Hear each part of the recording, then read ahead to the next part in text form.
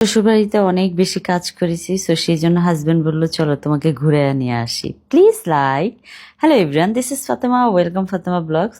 তো আমরা সকাল সকাল রেডি হয়ে যাচ্ছি। রেডি হয়ে হলো আমার হাজবেন্ড আমাকে সারপ্রাইজ দেবে সেই জন্য। তো ও আগে থেকে সব কিছু রেডি করে রেখেছে, কোথায় যাচ্ছে কি যাচ্ছে আমি কিছুই জানি না, আমি জাস্ট রেডি হয়ে বের হওয়ার কথা, কারণ ও আমাকে সারপ্রাইজ দিবে। কারণ আমি আমার শ্বশুর বাড়িতে যে অনেক বেশি কাজ করেছি, তো আমার হাজবেন্ড বলল যে তোমার শুধু এখন যা তুমি 2 দিন রিসোর্টে রেস্ট করবা, মানে আমাদেরকে একটা রিসোর্টে নিয়ে যাচ্ছে, সো 2 দিন যে ওখানে রেস্ট করবা। সো রিসোর্টের নাম কিন্তু এখন আমি জানি না, যাওয়ার পরে আমি জানতে পারবো। তো আমরা এই যে রেডি হয়ে রওনা দিচ্ছিলাম, গাড়ির মধ্যে সব কিছু ও প্যাকেটিং করে ওর মতো করে সেট করতেছে, ড্রাইভার সব কিছু লক করা হলো, করে আমরা বিসমিল্লা বলে স্টার্ট করে দিলাম। আর এই যে সায়ান যে 5 স্টার হোটেল ভাবছে বাপের ইয়ারে শরীরে, সে 5 স্টার হোটেলে বসে আছে আরাম করে, সবসময় সে বসে থাকে এভাবেই।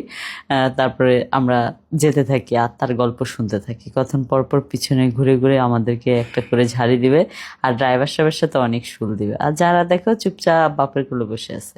পুরো জার্নি এ মনে হয়েছে যে মানে যারা বলে কেউ নাই গাড়িতে, এত সুইট ছিল আমার মেয়ে। আর 5 মিনিট রাস্তা বাকি আছে, এর মধ্যে সায়ান দিল বমি করে, তারপর ড্রেস আপ চেঞ্জ করে আমরা আবার স্টার্ট করলাম। সো ফাইনালি চলে আসলাম রিসোর্টটা। ঢুকার পরে আমার মনে হয়েছে ওয়াও, আমি কি বিদেশে চলে আসছি, এত সুন্দর জায়গা। তারপর আমি গাড়ির থেকে নামলাম। ও রিসোর্টটার নাম বলা হয় নাই, তাই না? এটার নাম হলো গ্রিন ভিউজ গলফ রিসোর্ট, যেটা হলো গাজীপুরে। সো আমি আপনাদেরকে লোকেশনটা দিয়ে দিব, আপনারা দেখে নিন। এটা খুবই সুন্দর রিসোর্টটা। তা আমরা যাওয়ার পরে হলো আমরা আমাদের নাম বললাম, বলার পরে ওনারা বুকিংটা দেখলো, দেখে হলো আমাদেরকে বলল আপনারা তাহলে কিছুক্ষণ ওয়েট করেন। আমরা আমরা 12টায় পৌঁছে গিয়েছি, ওনাদের চেকিং হলো 2টায়। তো আমরা হলো সুইমিং পুলের জায়গাটা আসলাম, পাশেই দেখি খুব সুন্দর একটা খেলার জায়গা। তো যারা তো এত সুন্দর খেলার জায়গা দেখে সে দৌড়ে দৌড়ে আগে আগে চলে যাচ্ছে। আর এখানে সায়নপুরে দুষ্টামি করছে, যারাকে দিছে, যারা খুব ভয় পাচ্ছিল। তো যারার পাপা আবার যারাকে নিয়ে সুন্দর করে চলে গেল অন্য জায়গায়। মেয়েকে নিয়ে সে খুবই ব্যস্ত, মানে ছেলে দুইটার কি অবস্থা কোনো খোঁজ খবর নাই, মেয়ের পিছনেই পড়ে আছে। বাপরা মনে হয় এরকমই হয়, তাই না? একটু মেয়ে পাগল আর মেয়েরও বাপ পাগল হয়।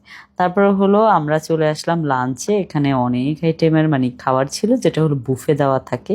আর যারা রিসোর্টে যান তারা তো জানেনি বুফের খাবারগুলা, মানে সবসময় অনেক আইটেমের খাবার থাকে। তারপরে খাবার দাবার খেয়ে আমরা হলো এখন বাগি নিয়ে রুমের উদ্দেশ্যে রওনা দিলাম। তাই আমাদের ড্রাইভার সাহেবকে আমরা বাই বললাম, যে ড্রাইভার সাহেব আমাদেরকে বাই বলতেছে। তারপর হলো আমরা চলে যাচ্ছি হলো রুমে। ফাইনালি আমরা রুমে চলে আসলাম। এই যে আমাদের রুমটা হলো আমরা কিং সাইজের 2টা বেড, যেটা ওটা নিয়েছিলাম।